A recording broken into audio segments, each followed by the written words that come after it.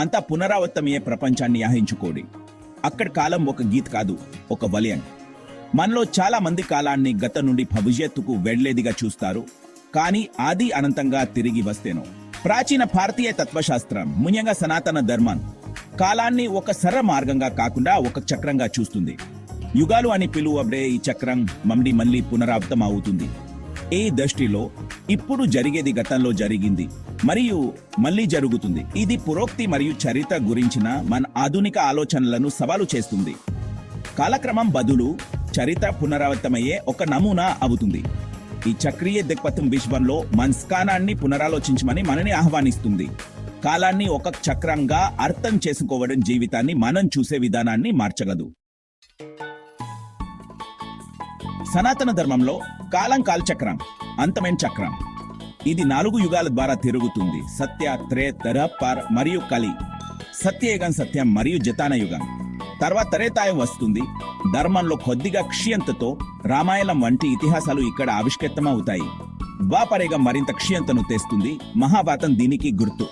కలియుగం, మన ప్రస్తుత యుగం, గందరగోళం మరియు హాలక్లలతో నిర్వచించబడింది. కలియుగం తర్వాత చక్రం సత్యయుగంతో మళ్లీ మొదలవుతుంది. ప్రపంచాన్ని పునరుద్ధరిస్తుంది. ఏనంత చక్రం ఉనికి ఈ యొక్క లయను రూపొందిస్తుంది. ప్రతి యుగం దాని స్వంత సవాళ్లను మరియు పాహాలను తెస్తుంది. కాలచక్రం సనాతన ధర్మం యొక్క శాశ్వత పునరుద్ధరణ దృష్టిని ప్రతిబింబిస్తుంది. ప్రతి యుగానికి ప్రత్యేక లక్షణాలు ఉంటాయి. సత్యయుగం సత్యం మరియు నైతిక క్రమానికి దాని శిఖరాగ్రంలో నిలుస్తుంది. త్రేతాయుగం క్షీయతను చూస్తుంది, శ్రీరాముని ధర్మం కోసం పోరాటం వంటి కథలతో. ద్వాపరయుగం సంపర్షతో గుర్తించబడుతుంది.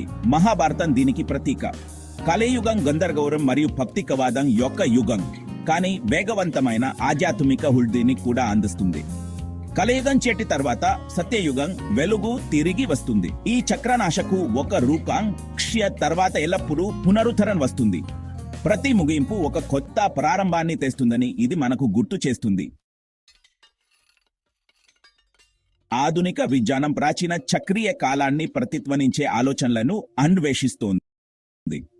టైమ్ లూప్స్ మరియు సింప్యులేషన్ వంటి సిద్ధాంతాలు విశ్వం పునరావృతమవుతుందని సూచిస్తున్నాయి. క్వాంటమ్ ఫిజిక్స్ బహుళ పరిమాణ కాలాన్ని కూడా సూచిస్తుంది. ప్రాచీన భారతీయ దిక్పథాలతో ప్రతిధ్వనిస్తుంది. ప్రాచీన కంషులు కాలాన్ని అంతమైన చక్రంగా చూశారు. ఇప్పుడు విజ్ఞానం వాటిని అందుకుంటోంది. ఈ సమాంతరాలు ప్రాచీన జతానం యొక్క లోతును చూపుతాయి. పాత అంతర్దృష్టులను కొత్త ఆవిష్కరణలతో కలపమని అవి మనల్ని ప్రోత్సహిస్తాయి. విజ్ఞానం మరియు సంప్రదాయం మతాయ సంభాషణ కాలం గురించి మన అవగాహనను సుసంపన్నం చేస్తుంది. కలియుగం సంవర్షన్ మరియు నైతిక క్షేత్రతో గుర్తించబడుతుంది. ఈ సంకేతాలను మనం ఈ రోజు చూస్తున్నాము. భౌతికవాదం మరియు అధికారం కోసం అన్వేషణ ఆధ్యాత్మిక విలువలను కప్పివేస్తాయి. సాంకేతికత మనల్ని కలుపుతుంది, కానీ తరచుగా మనల్ని ఒంటరిగా వదిలివేస్తుంది. అవినీతి మరియు అక్రమాలు విస్తృతంగా కనిపిస్తాయి. అయినప్పటికీ చాలా మంది లోతైన అర్థాన్ని కోరుకుంటున్నారు మరియు ఆధ్యాత్మికత వైపు మొగ్గు చూపుతున్నారు. ఈ పోరాటాలు ఒక చక్రం ముగింపును సూచిస్తాయి. చాకటిలో కూడా పునరుద్ధరణ యొక్క విత్తనాలు నాటబడతాయి. కలియుగ సవాళ్లు పరివర్తన సాయమని మనకు గుర్తు చేస్తాయి. కలియుగం ముగింపు కేవలం ముగింపు కాదు, ఇది కొత్తదాని ప్రారంభం. ప్రపంచాన్ని శుభ్రపరచడానికి మరియు సత్యయుగాన్ని ప్రారంభించడానికి కల్కి అవతారం వస్తుందని సంప్రదాయం చెబుతుంది. ఈ జాగృతి సంకేతాలు ఇప్పటికే ఉన్నాయని చాలా మంది నమ్ముతారు. ప్రజలు సత్యాన్ని మరియు కరుణను స్వీకరిస్తున్నారు.